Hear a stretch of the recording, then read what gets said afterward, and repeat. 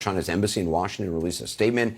It urges the White House to, quote, immediately correct its wrongdoings, end quote, warning that China's response, if American tariffs stay in place, will, quote, continue to the end.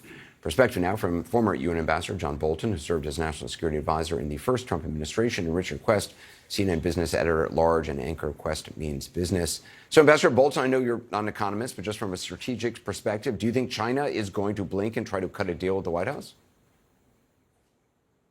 It certainly doesn't look like it, but what Trump is doing is a huge opportunity for China worldwide. These tariffs are a form of economic illiteracy. Trump has no idea really what he's talking about. He doesn't understand how tariffs works. He has said as recently as a few days ago he views trade surpluses and deficits as like a profit and loss statement, which they certainly are not. So what he's doing has put us in a very vulnerable position, and probably in the worst position possible to go after the real country problem in the international trading system, which is China. Instead of taking on the country that's stolen our intellectual property for decades, among other things, by gathering our allies together, all of whom also suffer from China's intellectual property theft, and engaging in concerted action, we're at war with our largest trading partners while we're about to go to war with China as well. It simply makes no sense, and it's just sad and depressing that more Republicans haven't stood up and said that. This is illiteracy. Richard, what does it look like for Americans if the price of everything imported from China effectively doubles overnight? How much of that gets passed on to consumers? Well, the ambassador calls it economic illiteracy. I've called it economic vandalism, because if you have 104% tariffs, what the effective thing is going to happen is two things. Number one, things simply won't be imported. It's too expensive. It's become unprofitable, uneconomic. Things simply will not be imported. Think about Christmas toys that just won't arrive. But there are many things now that, as the Chinese have reminded the United States in a commentary a couple of days ago, there are many things that the US only gets from China. Certain electronics, certain parts of manufacture, they can only now be received from China, and the US is going to find that they're going to be left without. They're going to be trying to source it elsewhere. And one point to remember, Anderson, tonight, oh, yes, you've got the 104% against China, but you've got the 24% against Japan. And, of course, there's the 25% autos. You've got the 15% against South Korea, and you've got the 20% against the European Union. So wherever you look at midnight tonight, the global trading network is about to come under the most ferocious strain that it's seen, certainly since the Second World War. Ambassador Bolton, I mean, the first Trump administration, some talked about a so-called madman theory that when it comes to national security, the idea that adversaries won't challenge the president if they think he's unpredictable. Does it make any sense to you to apply that same philosophy to allied trading partnerships? No, look, the madman theory has a rationale behind it. When Richard Nixon recommended it to Henry Kissinger dealing with China, because Richard Nixon was well known as an anti-communist. He had made his political reputation on that. So when he told Kissinger to basically say Nixon might use nuclear weapons in the particular context they were talking about, use them against China, it made sense because Nixon believed he was a hardline anti-communist. Trump doesn't believe in anything. He's simply transactional, anecdotal, episodic, and that's what these tariff policies have looked like in their rollout. Richard, the New York Times described the market decline as on par with the early days of the COVID-19 pandemic. Does that signal that investors view this policy decision by the president as equally volatile as a deadly new disease with no known treatment or cure sweeping across the globe? I think there's a similarity, because in both cases we didn't know how it was going to turn out.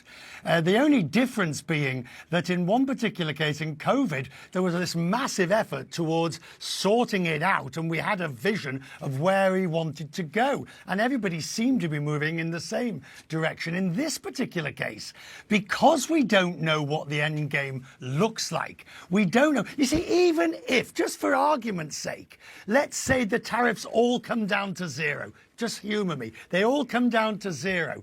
You've still got the non-tariff barriers which would prevent the US from getting into new export markets, and you've got the offensive behaviour that the US has put on its allies.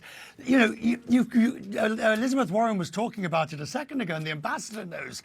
You can't just have a trade policy in isolation, not when you've told Canada you regard them as the 51st state, and you've offended the EU talking about Denmark and Greenland. Eventually, all these strands come together so that you don't have allies. You have people wanting to do a deal.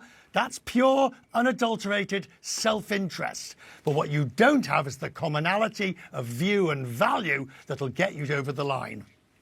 Ambassador, I mean, long term, is it breaking of, relationships that have taken decades to form internationally? Is there a long-term cost on this, whatever the short-term impact is? I think we've incurred a lot of the cost already, not just because of Trump's tariff policy, but what he's done on Ukraine, what he's done to NATO, what he threatens to do to NATO.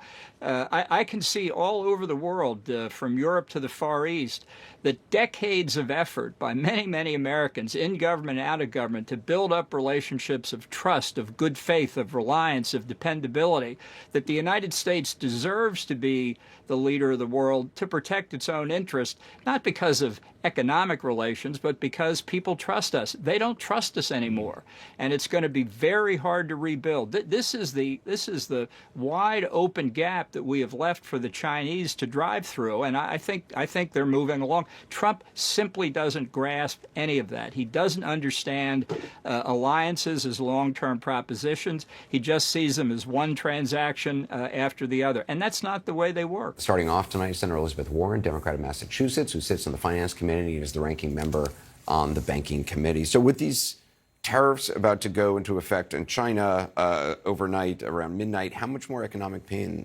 are we all facing? Well, we're facing a lot of pain. And understand, we look at the Dow Jones and the S&P because those are easy numbers to track. But the reality is this is already being felt by families, partly because prices are going up.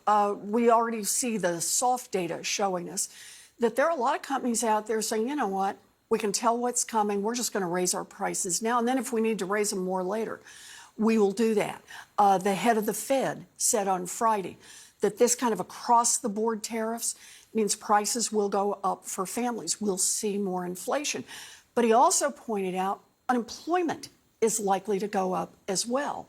So there are going to be people who lose their jobs. We talk about this recession, Goldman Sachs, JP Morgan. Do you think it's likely? Oh, I think that all of the signs, the economic signs, are flashing red. And remember, we lost 700,000 jobs a month in the last recession. Recessions are not just things that happen on Wall Street. They are things that happen family by family by family. And there are people who never recover from Do you also see long-term damage done to just the credibility, the confidence, the stability of the United States? Boy, you have put your finger on it. Yes. Donald Trump is demonstrating that so long as he is president, the United States is not a reliable trading partner, but also not a reliable ally. And domestically, think about what it means with these tariffs that are changing by the day. People are saying they're on, they're off, they're on, they're off, they're off, they're on, right? Who makes investments here? Who wants to say, I'm going to build a factory that'll take me 20 years to recover my costs without having some general sense of what it's going to be like and the ability to sell your goods overseas? You cannot plan. You cannot plan. And in fact, what often happens is people start laying off, hoarding their cash under these circumstances. That is the reason that it is now time for Congress to act.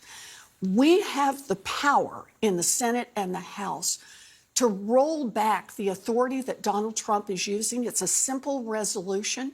It will go to the floor. Senator Ron Wyden and I have introduced it, or will be introducing it the next day in the Senate. You need how many Republicans? Well, we only need a simple majority to get it passed. We may need more than that if the president ultimately vetoes it.